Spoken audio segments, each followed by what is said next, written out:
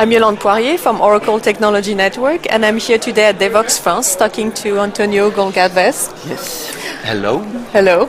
Nice to have you here. Nice to have you here in that fantastic conference.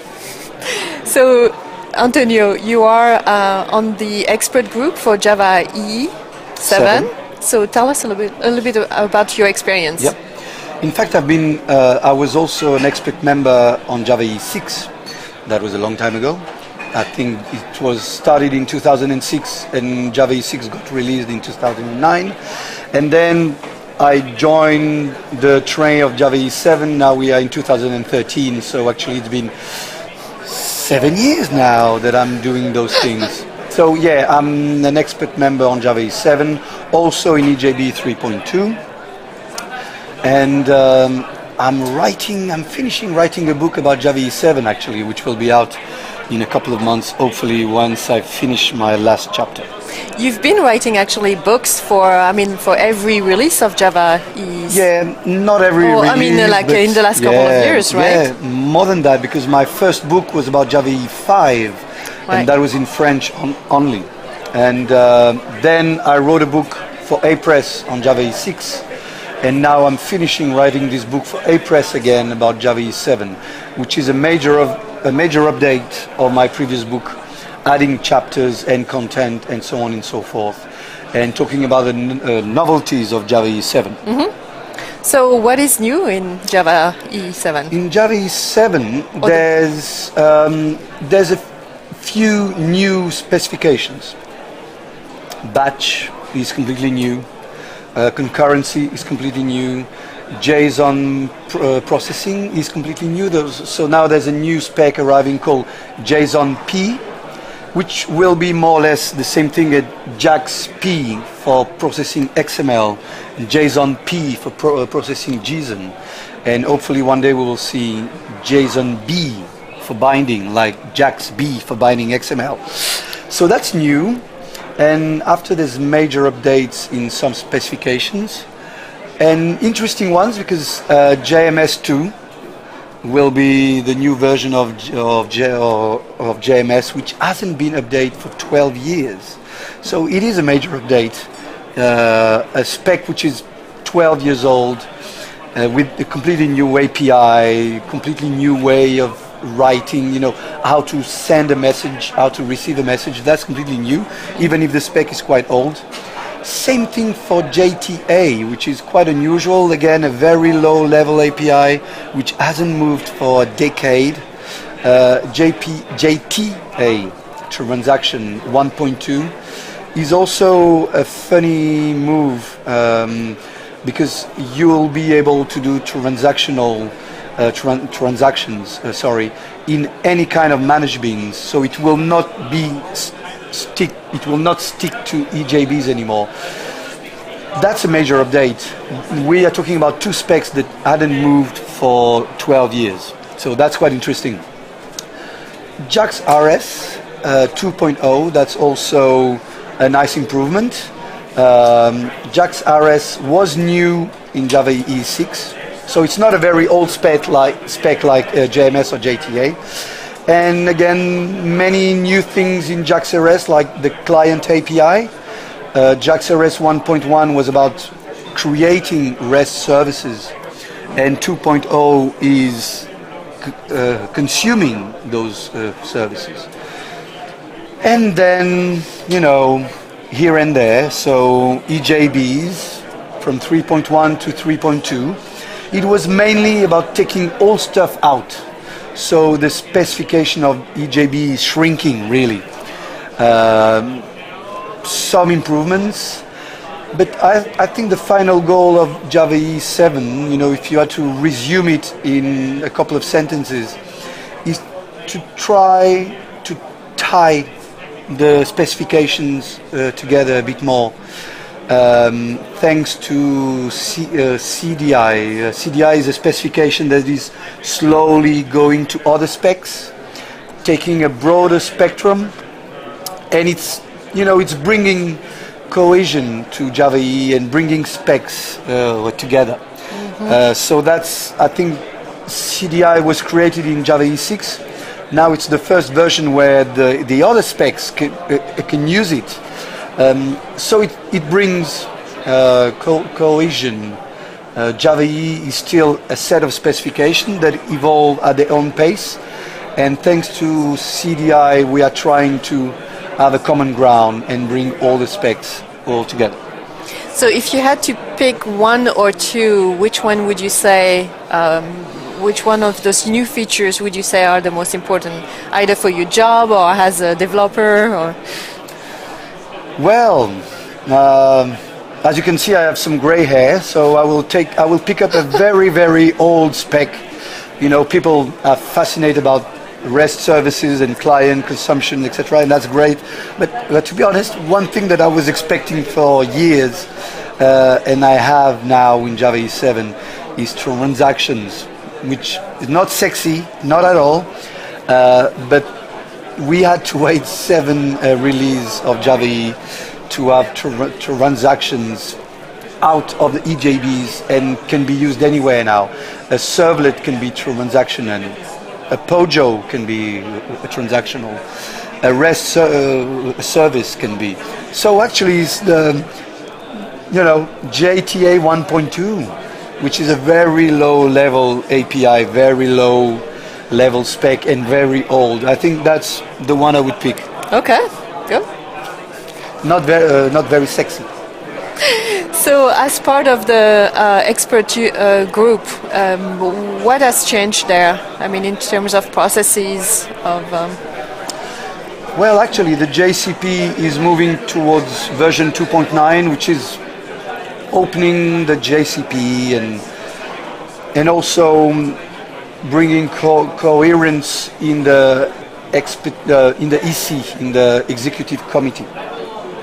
So what has changed for me as an as an individual is clearly the JCP is much more open.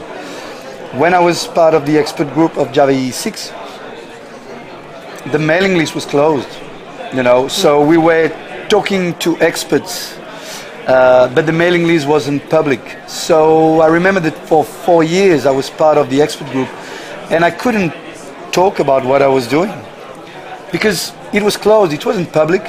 When you're part of the JCP, you have to sign a document which is called the JSPA, which is more or less giving your IP to the spec lead. And the document is quite big, it's written in English by lawyers, I suppose, and so you're always scared of, can I blog about this or can't I blog about that? That has changed drastically because now the mailing lists are open. So they are public. So now, even if I have signed a document, it's public, anybody can read it. So now I can blog about exchanges that we have between experts. So for me, I'm not talking about the structural differences in the JCP, but just openness. The JCP is much more open. Individuals like me can be part of the expert group. And things are public. People tweet about it. People can blog about it. So even if I have signed a document written by a lawyer, and if one day I go to jail because I've blogged about something I shouldn't, it's public anyway, so I think I shouldn't spend too many days in jail. But do you also get feedback? Is that fuels conversations that you wouldn't have otherwise? So much more than we used to. Okay. Yeah. So and to be honest, we are part of the expert group. Anybody can join as an expert member, but more important than that, you can send feedback and comments. The specification follows a pace where we have drafts and public reviews, etc. It takes months and months. You can download it, read it, and send us some feedback. And that happens much more than it used to, because before the mailing lists were closed. Mm-hmm. So it was difficult to give information out. And to be honest, the only information allowed was from the spec lead. The spec lead of Java EE 6 was Roberto Cininci. When he was writing a blog, the people were sending feedbacks on his blog. We were not blogging because we were a bit scared about it. Now anybody can blog about it. Everything is public, and in the mailing list we receive a lot of feedbacks from external people. And to be honest, that's so refreshing, because sometimes even if everything is public, we feel like being a closed environment. We are the experts, and we create Java.EE 7. But hopefully we're not wrong. Hopefully we're trying to do the things right. But it's a very closed environment. So when someone kicks in a question or a comment, it puts some fresh air on the mailing list, really. So has it changed actually the technology? I mean, can you think of an example where it has actually affected?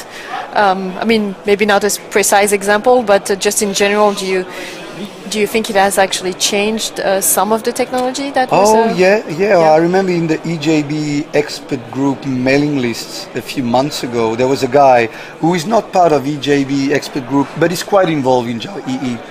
And he had this idea for message-driven beans to listen to other things than queue, etc., etc. And it was quite interesting.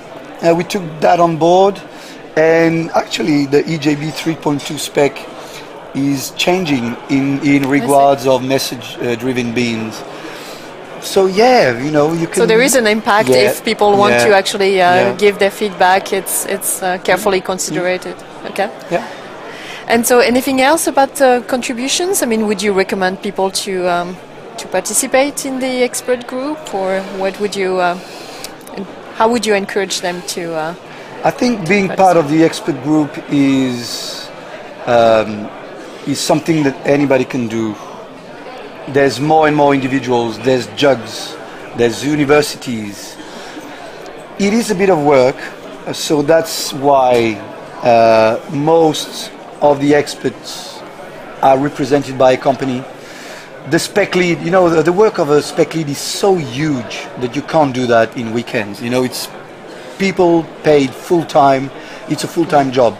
Expert member can be also a bit. I'm an individual, so I actually do that on evenings and weekends. Sometimes I take a day off or two, but it is a bit of work.